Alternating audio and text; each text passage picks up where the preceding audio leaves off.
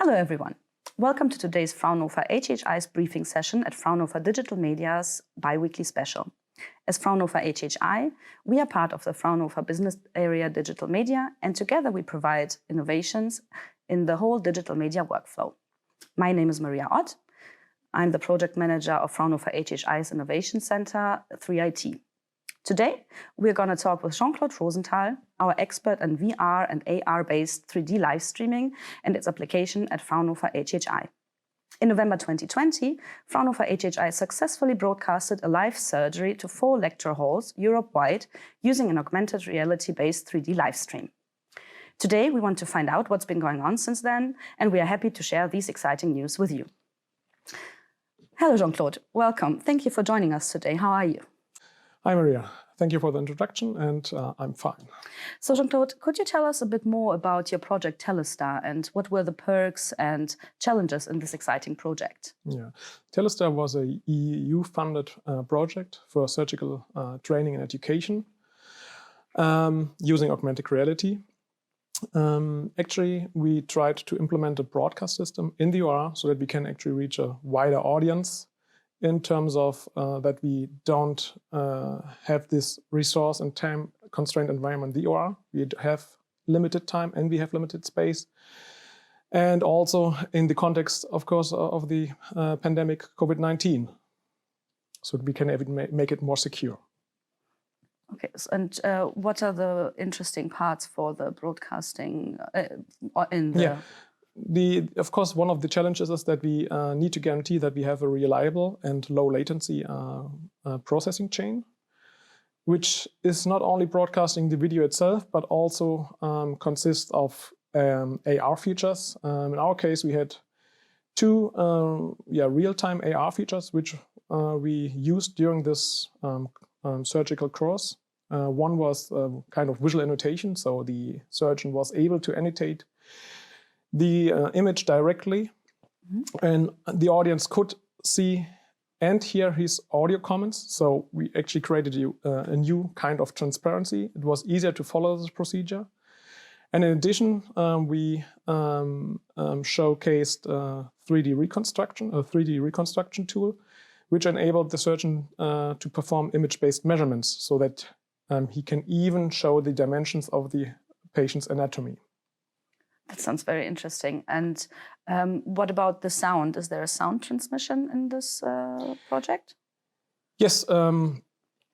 Actually, the surgeon is wearing a headset all the time. He's commenting on what he's doing, if he's taking a closer look at specific tissue or what's the next step in the procedure.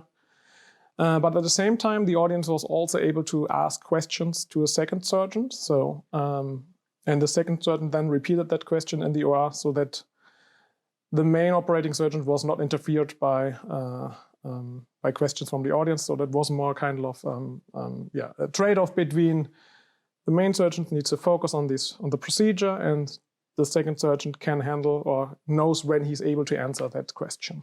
Okay. And so, as you now described the project, it is connected to the educational, to teach students better how to be a surgeon, right? Is there also like an expert side to the project where you can apply it in a bit of a different setting? Basically, this is a setup which is also very valuable for telemedicine setup. Just imagine you have a kind of a more local hospital and you need an expert from a university hospital. Then you would be able to contact that person and he can directly see the same image as the operating surgeon and can guide him to the next step or can give him some advices, because we have this low latency pipeline and we have, of course, the audio channel. So there's a real direct way of communications between 2 experts, also definitely imaginable. That sounds very interesting. Can you talk a little bit more about the transmission in 4 different lecture halls? Like what could the range be? How difficult was it to have this live transmission in 4 different locations? Yeah. One challenge, of course, was that we have to set up this broadcast system, because hospitals or the OR in general, this is not a place where you have broadcast equipment. This also included a lot of conversation with the IT administration, because it was an IP-based pipeline, so that we needed to set up a secure firewall, because we are dealing with patient data, which is of course a data privacy issue. And in our special case, we prepared for remote locations. We know their IP addresses, so setting up that firewall was only, or the stream could only be reached by these 4 IP addresses, so there was no other way of receiving that specific procedure. So this was really controlled environment in terms of security, but also in terms of guaranteeing low latency and high quality 3D or stereoscopic imaging as well. Okay, wow, that sounds really amazing. Let's watch a short video from the live transmission from November. Yeah.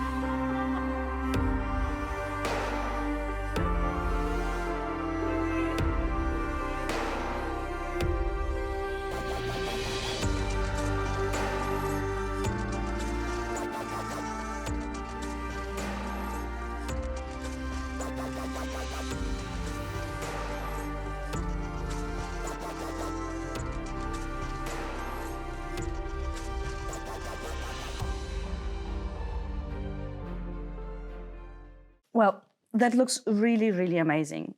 Can you tell us a little bit more about the future steps in this kind of environment? Mm-hmm. Yeah, the future step is quite straightforward. As we already discussed, the option about getting in contact with remote experts. So far, the system was only able to communicate in bilateral ways using the audio channel, but we definitely want to implement also the visual part as well, so that actually both surgeons or both persons can interact with the surgical scene, with the stereoscopic image, can annotate the image, can highlight structures, and even then, for the person who's seeing this, they know who has been annotating that image, and making it more immersive, making it more transparent to the whole pipeline, to all participants. It's all not only relevant for the operating surgeon, but also relevant for the clinical staff and the OR in general, because they also have a second screen where they can see these annotations, and everybody is really aware of what's going on, what's being discussed at the same time. Okay, well, thank you very much for this very interesting update. And thank you everyone for tuning in to today's Fraunhofer HHI briefing session at Fraunhofer Digital Media's bi-weekly special. If you want to find out more about the topic, don't miss the opportunity to talk to our expert directly on our high table briefing next week. We will also do a live demonstration during this session. You can find the link for the registration on Fraunhofer Digital Media's website directly next to this video. And this is also the place where you can keep updated on all our scheduled topics.